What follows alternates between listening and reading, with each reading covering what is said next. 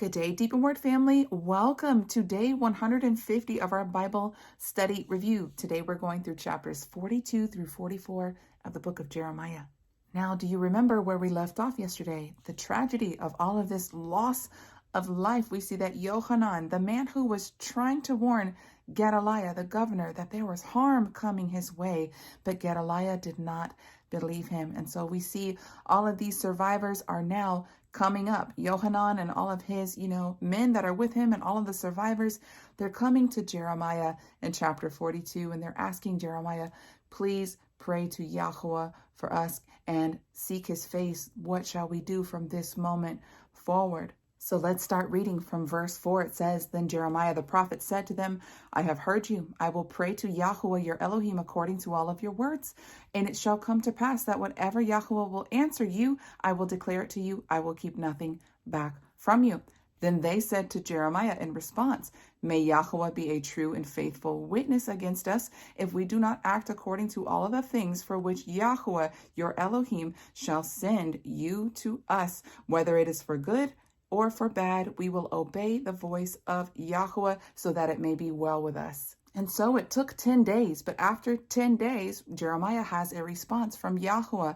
And then he tells them, look, go tell those who inquired of me that they shall not fear Nebuchadnezzar. They shall not fear the Chaldeans. They shall serve him in this land and all will be well with you. He says essentially, stay put. He says, but if you do not listen to my voice, and then you go to Egypt, he says, I will bring upon you all of the trouble that I meant for you here. I will bring it to you there. All right. And so I'm going to start reading from another verse, and we're going to see that Yahweh already knows that they're going to disobey his commands. Let's pick up at verse 15. And so he says, Now therefore, hear the word of Yahweh, O remnant of Judah.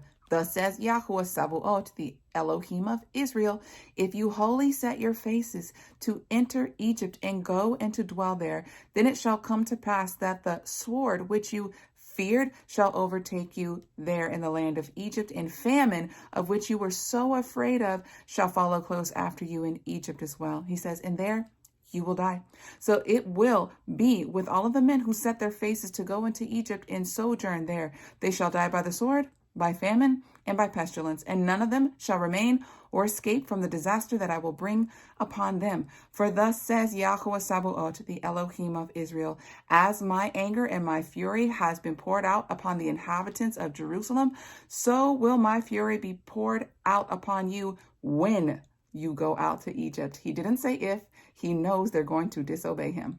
The chapter ends with another warning. Yahweh has spoken from verses 19 through 22. He says, Know certainly that I have admonished you this day, saying, do not go up to Egypt. He says, but your forefathers have not listened to me. And he goes, you are not going to either. So know for certain that you will die by the sword and by famine. He goes, you will die because you're going to go against my commands. Now we pick up in chapter 43, and after Jeremiah finishes speaking all of these words, directly from Yahweh to the people, this is how they respond. Yohanan and all of his captain leaders with him, they accused Jeremiah of speaking falsely, and they said, Yahweh our Elohim has not sent you, and he did not say, do not go into Egypt and sojourn there. But Baruch the son of Neriah sets you against us to deliver us into the hands of the Chaldeans, that they might put us to death and carry us away as captives into Babylon. So Yohanan and all of the captain of the forces and all of the people did not obey the voice of Yahweh to dwell in the land of Judah.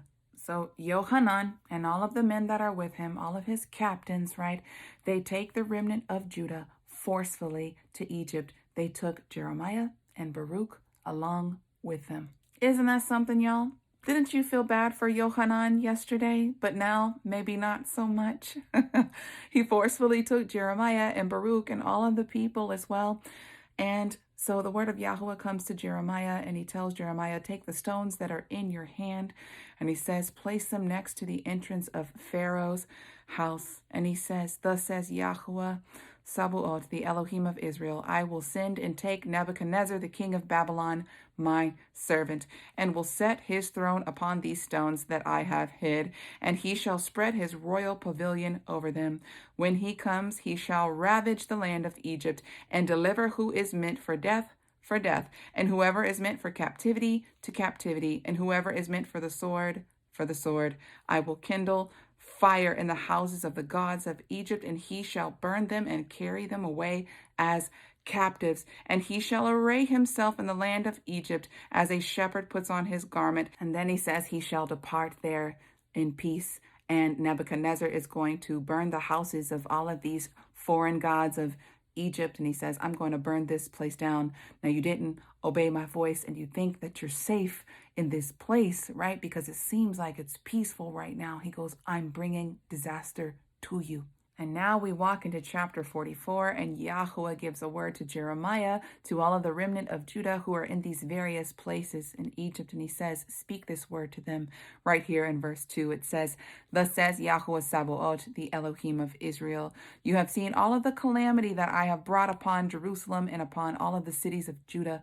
Look at them today. They are a desolation, and no man dwells in them because of their wickedness, which they have committed to provoke me to anger, and that they went to burn incense and serve other gods whom they did not know, and nor did your fathers know. However, I sent to you all of my servants and all of my prophets, rising early and sending them, telling you to turn away from all of your abominations that I hate, but they did not listen to me. And then he says, you are in Egypt, and now you are burning incense to these foreign gods, and you're baking cakes to the Queen of Heaven. He's saying, the husbands and the wives, you all have your hands in provoking me to anger. And so he says right here in verse 14, so none of the remnant of Judah who came to the land of Egypt to sojourn there will escape or remain, with the result that they will return into the land of Judah, which they desire to return.